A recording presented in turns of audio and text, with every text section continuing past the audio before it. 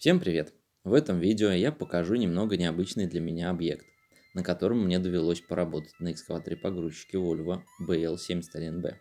В общем, у нас заказали гусеничный полноповоротный экскаватор для очистки поля от дикорастущих деревьев. Затем, через некоторое время, заказали и экскаватор-погрузчик. Объект находился на большой удаленности от нашего города. Приехав на объект, я, если честно, был очень удивлен. Это уже не очистка поля от деревьев, а вырубка густого леса. Как оказалось, на месте леса было поле, которое заросло.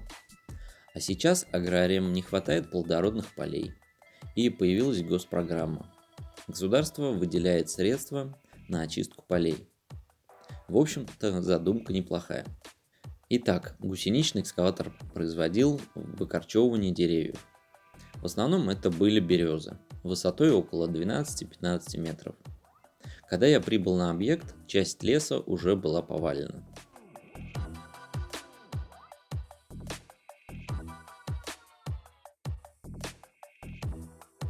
Моя задача заключалась в том, чтобы скучковать все эти деревья и сформировать отвал в середине будущего поля.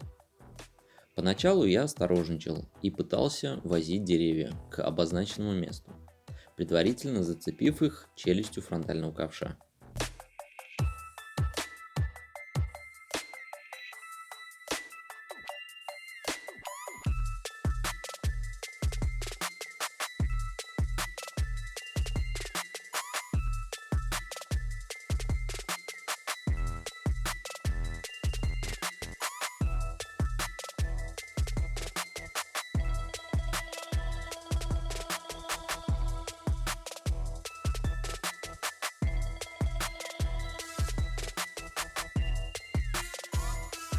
Но данный способ подходит, если деревьев не так много.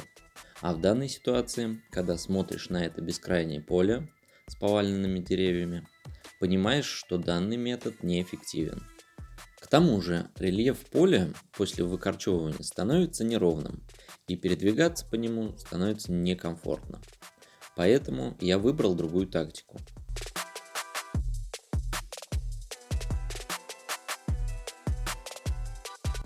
Я согребал деревья как бульдозером.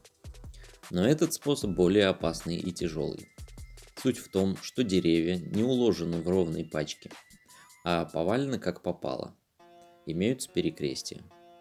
К тому же корневая часть деревьев сильно сопротивляется при перемещении.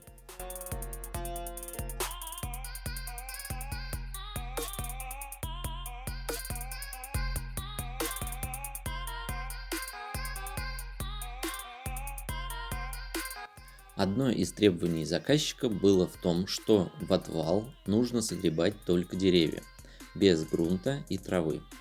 А эта задача непростая.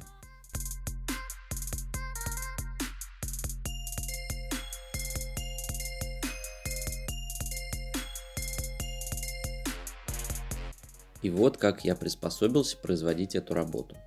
Примерно я уже представлял, какое количество деревьев смогу толкнуть за один проход, чтобы это было безопасно. Формировал небольшие пачки, а затем двигал их к отвалу. При этом деревья постоянно стремились покинуть передвигаемую пачку во всех направлениях. Но немного поэкспериментировав, я научился делать это более эффективно.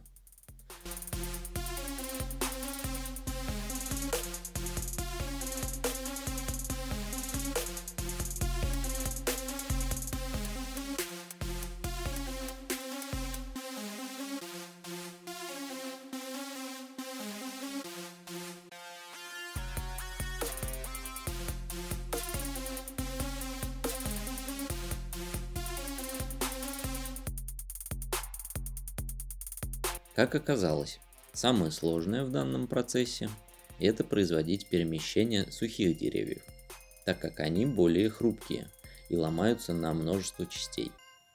Итак, час за часом заваленное поле начало очищаться и попутно выравниваться.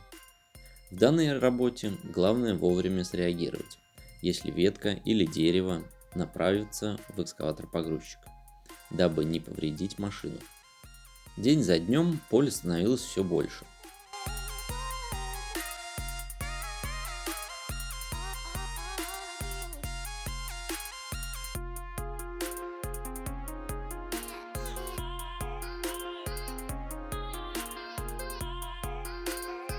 В результате экскаватор-погрузчик все же получил повреждения, как бы я ни осторожничал. Одна из веток уперлась в нижнюю подножку трактора и погнула ее. Но все же я был рад, что это оказалась подножка, а не что-то более серьезное и дорогостоящее. Подножку я без проблем отрихтовал и покрасил. Правда, пришлось ее полностью разобрать, выпрямить и собрать заново, используя сварку. Но в результате она стала идеально ровной. Конечно, в идеале для проведения данных работ по очистке полей нужна небольшая подготовка экскаватора-погрузчика. Нужно, во-первых, установить дополнительное ограждение над фронтальным ковшом, дополнительно защитить решетку радиатора, закрыть низ трактора, возможно поставить решетки безопасности на лобовое стекло. Но при разовых заказах это нецелесообразно. Если вам понравилось видео, ставьте лайк, подписывайтесь на канал, пишите комментарии. До скорых встреч на канале. Пока.